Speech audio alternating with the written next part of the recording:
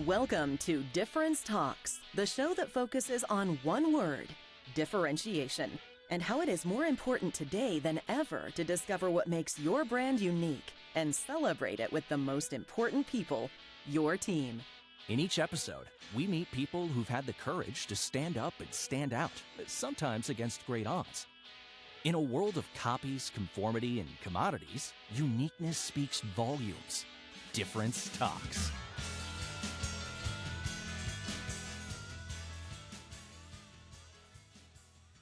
Welcome to Difference Talks. I'm Barry LeBove. I am the founder and CEO of LeBove Marketing, Training, and Communications, and the author of The Power of Differentiation.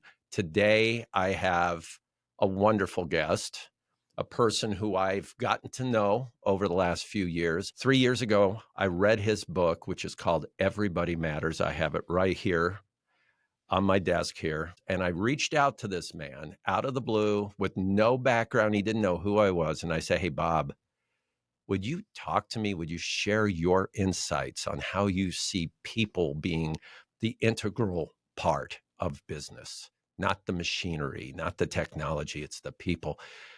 To my surprise, I get an email back and it's Bob. And he says, sure.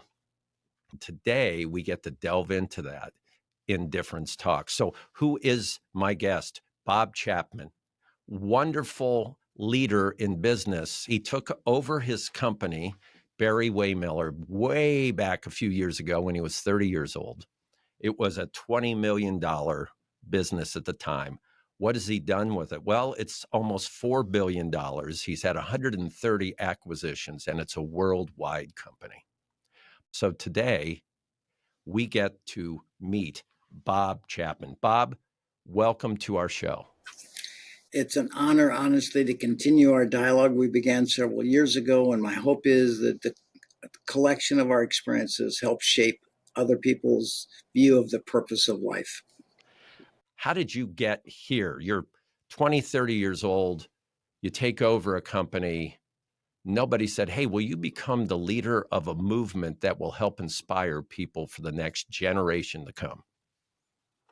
I've been on this journey this transformational journey about 20 years. And I honestly believe, without question in my mind, that some higher power is using us to show the world the way it was intended to be, where people genuinely care for each other and have true success in life. So, and I think, as I look back on my journey, how did I get here? Well, a little background.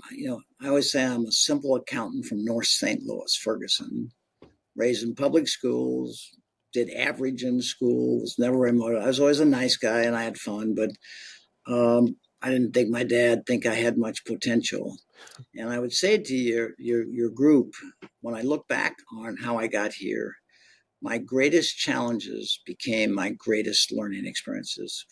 But the extreme challenges, financial challenges, personal challenges, my dad's sudden death, getting married when I was 20 years old and finding out I'm going to be a father, all of those experiences shaped my evolution of my thinking from what I call management to leadership. Okay, so I have a very traditional background, raised in public schools, went to the Indiana University, got an accounting degree, went on to get an MBA from Michigan. I just kind of did what, occurred without any thought and thought I was going to be an accountant and ended up, after a couple of years, a very initially successful education and career at Pricewaterhouse. My dad asked me to join the company, which is what you mentioned, in 1969. And my title was Somebody He Could Trust. Okay. What that meant is that I worked in all parts of the business. So that's how it began. Very traditional background, stepping into really a very challenged family business and having a chance to work with my father, who I had not had a great relation. We were not close at all as father son. I was very close to my mother.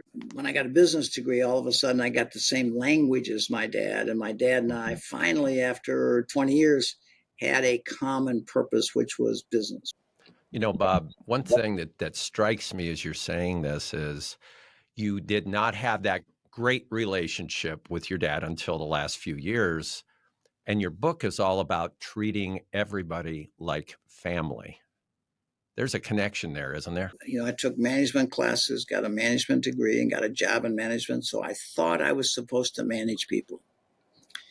And what I learned is you can't manage people. Nobody wants to be managed. People want to be inspired. They want to be respected. They want to know they matter. And so that transition from management to leadership is a revelation. Why can't business be fun? Why do we call it work? When do people come together and achieve great things? And when we started trying to have fun, we saw people bring gifts they didn't even know they had to their initiatives and went home at night, looking forward to the next day. My mentor was the rector of our church, and I was always inspired by his ability to touch our lives every week. And one day I looked at Cynthia and said, Cynthia, Ed has only got us for 1 hour a week. We have people for 40 hours a week in our care. We are 40 times more powerful than the church to help people live lives of meaning and purpose. So as I walked out of the church that day, I said, business could be the most powerful force for good in the world if we simply cared about the people that we had the privilege of leading. And that day, that series of revelations, the lens through which I saw people was reversed. And I realized that everybody is somebody's precious child who simply wants to know they matter. And as leaders, we have the chance to create an environment where people can feel that who they are and what they do matters. And when they feel that way, they feel a sense of happiness, they feel a sense of dignity, and they behave in an entirely different way when they feel valued. And when you look at our society today and all the hatred and division, in our country, because we don't know how to live together. As you share this, I love the whole concept that each person we are privileged to lead is somebody's precious child, because it is so easy to forget that when you're in the grind. And each one of us is supposed to play a role and get moving, get going, keep your head down. I was asked to speak in Amsterdam at a major business school, and at the invitation of a couple of McKinsey partners in Europe. They both sat in in the auditorium full of students as I taught. The one partner had to leave. The other partner invited me back to their offices to talk. And I'm sitting in a roundtable group with this very bright group of McKinsey team members as well as partners. And the partner who left the speech walked in the room and he said, I had to leave right after your talk to get in a cab to go to the airport in Amsterdam. But I got a young cab driver and he made some bad decisions about the route we took the airport. We got stuck in a traffic jam. Irritated as hell that this cab driver didn't know the right way to get to the airport. I said, just take me back to the office. As I was riding back to the office, I was thinking about your speech. And all of a sudden I realized I called that young man a cab driver. And I realized he's somebody's son. And he said, it dramatically changed the way I thought and talked to this young man about the mistakes he made. Instead of treating him like a cab driver, which I would have done, I treated him like I would want my son talked to if he made a mistake. And so if we think about our interactions every day, it's dramatic, the impact we can make on people. Don't you think the concept of tough love when you're dealing with your team, your coworkers, is just, I don't know if it ever worked, but I just don't see it working, Bob, being tough on somebody or whatever. And I'm not saying lowering standards, but it's throwing someone against the wall and demanding something and being rough on them to somehow make them perform better just seems like a disconnect. And to me, it's more of a disconnect today than it's ever been. Well, I tell people that Cynthia and I raised 6 kids. We're never trained to be good parents. We hope you're good parents. And so Cynthia and I would take classes on parenting. One of the things that we learned in that journey of parenting is that you need to spend more time catching people doing things right. And we realize adults are exactly the same as kids. The other thing we learned in parenting is tough love, okay? Tough love. And in our classes in our university where we teach leadership, we teach effective confrontation. Okay. How do you share with others your needs in a way that they is not threatening? It's engage them in meeting your needs. It's powerful. And we get feedback all the time about how it impacts people. So I think tough love means not doing the easy thing, but doing what the other person needs you to do, because sharing with somebody things that they could do better in an interactive, not in judgment, but inspiring, and spending more time on what they do right. I think the word tough love used in raising kids is concept of caring, doing the not the easy thing with the people in your span of care, but doing the right thing so they can learn and grow in a way that they can receive it. I hate annual reviews. I think they are archaic. Can you imagine in a marriage having an annual review? Okay. I mean, Yeah, I seriously. think I would have been fired a long time ago. I think you're right. So we should have constant dialogue, making sure we spend more time catching people things doing right. So the things that we think they could do better, they can receive because they feel better about themselves. But we're not taught that. We are taught to focus on what people did wrong.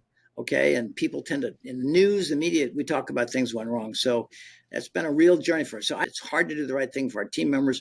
But if you look at those people in your organization as somebody's precious child and you treat them no less than you want to be treated or you would want your child treated, sometimes the performance of our team members reflects our failures at leadership as opposed to their skills. So if we need to grow as a leader, because when we become leaders, we become judges of others as opposed to being judged ourselves. And there should be a constant communication, just like in a marriage.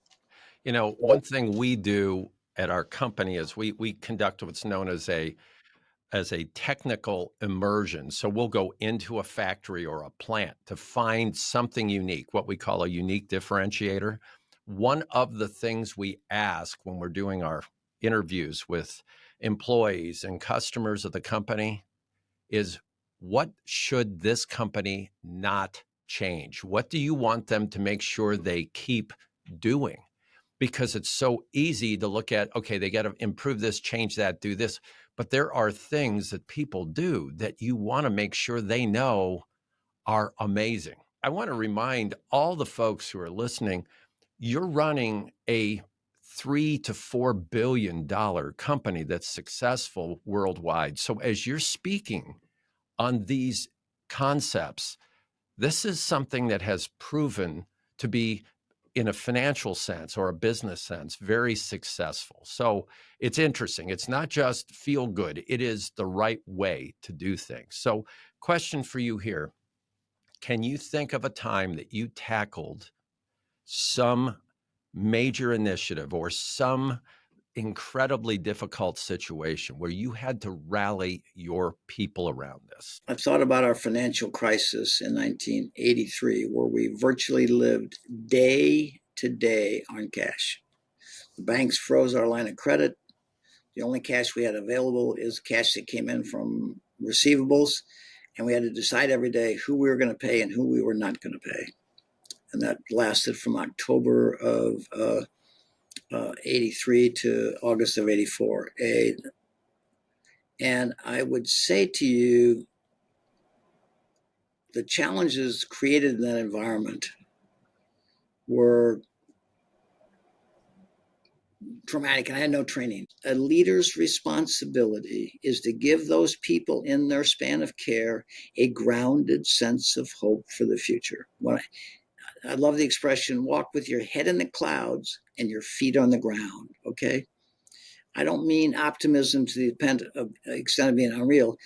I just saw myself as a leader of trying to constantly give people a sense of hope for the future, to deal with the present, not be unrealistic. And that sense of never giving up, coming in every day and say, what can we do to shape our future? And we got through that period. There's 9 months of crisis, okay?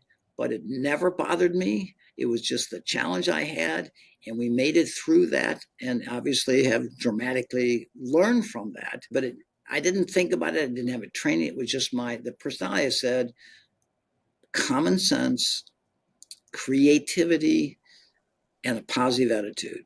And I think when you have those and you walk with your feet on the ground and you know where you're going, those people who you have the privilege of leading can have comfort in your leadership and go home at night believing there's going to be a tomorrow. I remember, and please clarify, didn't you do something that I think in that moment was very, very rare? Because so often there are layoffs and so often the leaders are left, as is, but the employees take a cut. And didn't you come up with an approach that shared it with everybody? October 08, financial markets collapsed in a way I had never seen before. Obviously I wasn't old enough to be in the Great Depression, but I'd never seen anything like it. And at the time we had a pretty good backlog. We were doing fine. And so, news every day of people laying off and everybody. And so I went to a board meeting in January. So we'd about 3-4 months into this crisis. And I walked into the boardroom and my board looked at me and said, "Don't you need to lay off people?" I said, "Well, why do you say that?" And they said, "Well, everybody's laying off people." I said, "Well, we've got a pretty good backlog right now, and I think we're going to be okay." And they said, "Aren't you being an optimist, Bob? Are you being realistic?" And I said, "I think so." And I meant it. I was. So 6 weeks later, maybe 4 to 6 weeks later, I'm in Italy touring our Italian operations. And I get an email from the States, still in the economic crisis. And the email says, "Bob, our largest customer just put on hold our single largest order. Put on hold. Stop working on it." I thought it was one thing not to get a new order. It's another thing to lose the orders you're already working on. Mm-hmm. And I remember sitting in my hotel room at night in Italy thinking, "Oh my God, it's hit us. What are we going to do?" Because my training, my education, my experience would say, well, we need to do whatever else. And we need to downsize the company because our orders dropped 30%. And now our backlog's dropping. So we can financially survive this crisis. It was just a natural reaction of that's what you do. But again, we had embraced these guiding principles of leadership where we measure success by the way we touch lives of people. I had been traveling around the world talking about caring, and it caused me to think through a different lens, through a different path than I'd before, because I would have done what everybody else did. That's what you do. It's not personal. We have to do it. And so I sat there and said, what would a caring family do if a member of the family was in crisis? We would all take a little pain so that nobody took a lot of pain. And an idea surfaced that I had never thought of before, never heard of before. I said, this is all in one night, and probably within a half an hour, I said, what if everybody took a month off without pay when they want to take it so they can have time with their family so we won't tell them when, and we'll get through this crisis together. I sent the email back to the United States because I never heard of taking furloughs like this. By the time I landed back in the States, our team had put together a brilliant execution plan, and we announced that we were going to ask everybody to take a month off without pay. And the reaction was unbelievably positive, which shocked me because it just came from this way of thinking about caring. Right. That said, what would a caring family do? Well, we would all take a little pain, because people didn't see it as taking a 1/12 cut in their pay. They saw it as helping their fellow team members who they didn't want to lose it. Because if we had laid off Bill or Mary and they were sitting next to Joe and Joe said, God, Mary just had a baby a month ago and financially this is going to be hard. Bill, just bought a home. So people did it as an act of generosity and caring. And actually we had some older team members say to a younger team member, I'll take 4 of your weeks so you don't have, because I know you need it and I'm financially secure, and I'll take 2 months so you don't have to take a month. The acts of generosity that naturally develop when people feel valued and cared for, they care for others. So we got through that without letting anybody go, came out of it validating our culture and stronger than we were when we went into it. And people still talk about this 12, 13 years later. Bob, unbelievable. Thank you for telling that story because I find it incredibly inspiring. We'll be right back and we'll have a couple of very personal questions for Bob. Thank you for being on Difference Talks. We'll be right back. You're listening to the Difference Talks podcast. Difference Talks is brought to you by LeBove Marketing Communications and Training. LeBove focuses on one word: differentiation. In fact, we wrote the book on it, called The Power of Differentiation. Our goal is to inspire 1 million people with this message, helping brands win hearts, minds, and market share. Discover more at lebove.com. All right, we are back talking with Bob Chapman. Bob, I have a question for you, but before I go to that, I'd like you to share your message to our audience about truly human leadership, because I think it can touch so many of us. So I've got a long traditional career in business. And I would say to you that what we're talking about now is the last 20 years of this over 50-year experience. And these revelations I mentioned that changed the way I saw the people I had the privilege of leading, not as functions, but as somebody's precious child. Knowing that the way I led them would impact their lives, led us to a totally different way to view leadership. And a young man about 20 years ago at a dinner, because we started to explore authors of leadership. We were visiting an author of a book called True to Your Roots in California. We're having dinner with this young man who had just joined our team. And he said, "What is your greatest fear?" Now, as I mentioned earlier, I am an eternal optimist. And so I paused a minute because I don't think of fear. And I said, "My greatest fear, Brian, is that we were blessed with a vision of the way the world was meant to be, and it would die with me." So we got up the next morning and I said, "Okay, you surfaced something that I didn't even know I was concerned about. What are we going to do about it?" I said, "We can't send our managers, our supervisors back to universities to learn to be truly human leaders." We said, "Okay, we're going to start a university." And we said, "Well, what are we going to teach?" This is a bunch of non-academics with a whiteboard. And this team came together and they created an amazing transformational journey for the people who took this class. And I'll never forget this. They came to me and said, "Bob, one of the things we want to teach to convert managers into leaders, to take people who use people to care for people, is we want to teach them empathetic listening." I said, "What? We're adults. We know how to listen." And they said, "Bob, we are going to teach." I mean, I was against it because I thought, why would you teach adults to listen? And they were so strong, so thoughtful. They said, "Bob, we're going to teach you." So I said, "Whatever." We know in raising kids, you need to compliment them 5 times more than you suggest things they do better. So we need to teach a class on recognition and celebration. How do you let people know they matter in thoughtful, timely, appropriate ways? And finally, a culture of service, seizing the opportunity to serve others, going from kind of a me-centric world as all about me and my career to a we-centric world where we genuinely do our role because we care about others as much as we care about our career. So we launched this university. The team developed content, and we started teaching it. And 6 months later, I was flying, I was in Minneapolis, and a young lady came up to me and said, "Mr. Chapman, I just took your university class on listening." I said, "Really, what was it like?" I had no idea.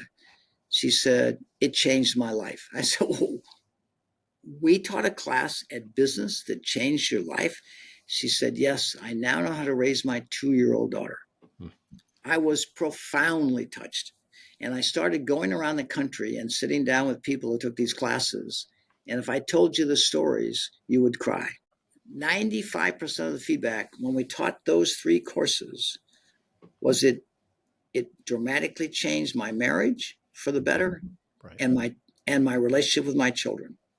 I had no idea that the way I would lead Barry-Wehmiller would affect people's marriage and their relationship with their kids.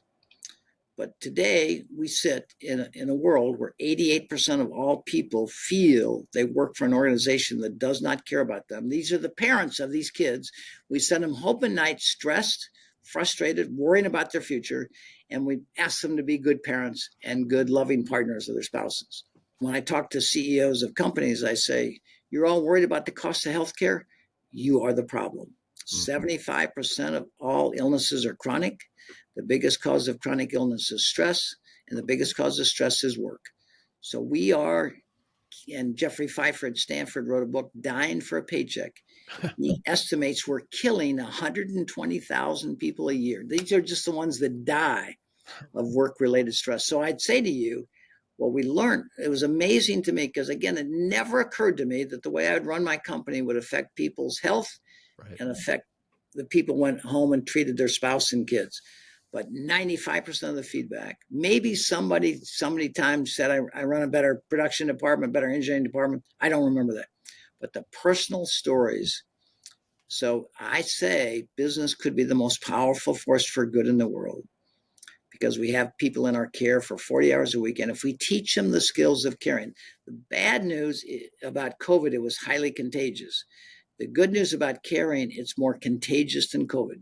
When you show you genuinely care for people, it releases in them the natural capacity they have to care for others. That's what we've learned.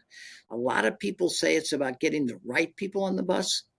I say more importantly, it's about building a safe bus, which is your business model. And then you need leaders who drive that bus, who know where they're going and how to drive it safely. Then anybody who gets on that bus is going to be okay. So it is much deeper than getting the right people on the bus. It's making sure your business model is well designed so the people you invite into that bus, into your company, have a grounded sense of hope for the future. That's amazing. I have one final question for you, and this has been wonderful today. You've spoken a lot about people, and I know how much it means to you to see people do well and how they need to be inspired and appreciated. This question is purely on you, and that is, what is a best day for you, Bob? What is a day?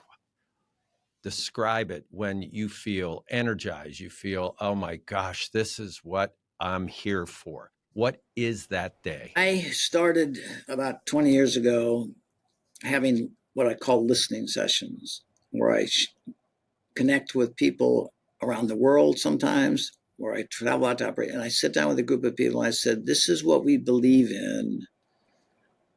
Tell me how you feel we are living the values we articulate.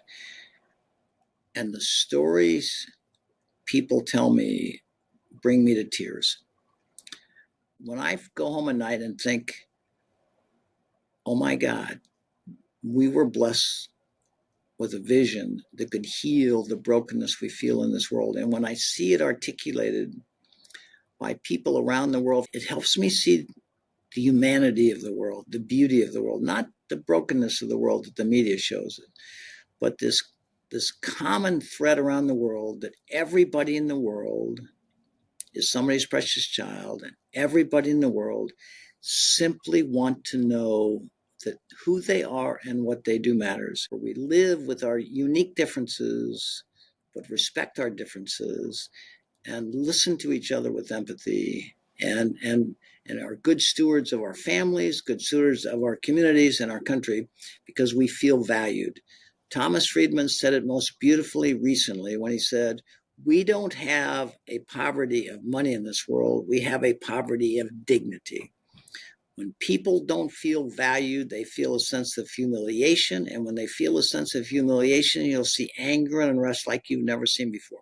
What are we seeing in the world today that concerns us all?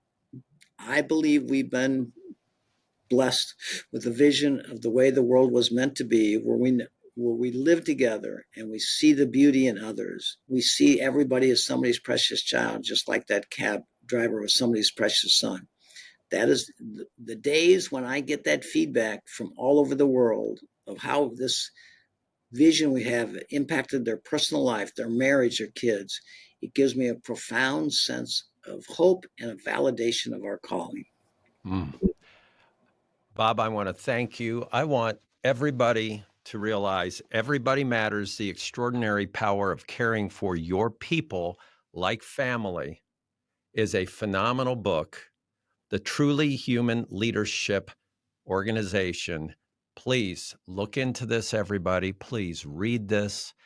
How can you not be inspired by this? So, Bob, thank you so much. What you've shared today moved me 3-4 years ago. It moves me again today. So thank you for what you've done today. And I hope everybody enjoyed Difference Talks. God bless you.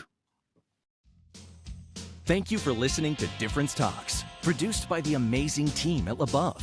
All original music on this podcast was created by LaBeouf. Buy our book, The Power of Differentiation, on Amazon. Have a question for the Difference Talks team? Email us at differencetalks@labeouf.com.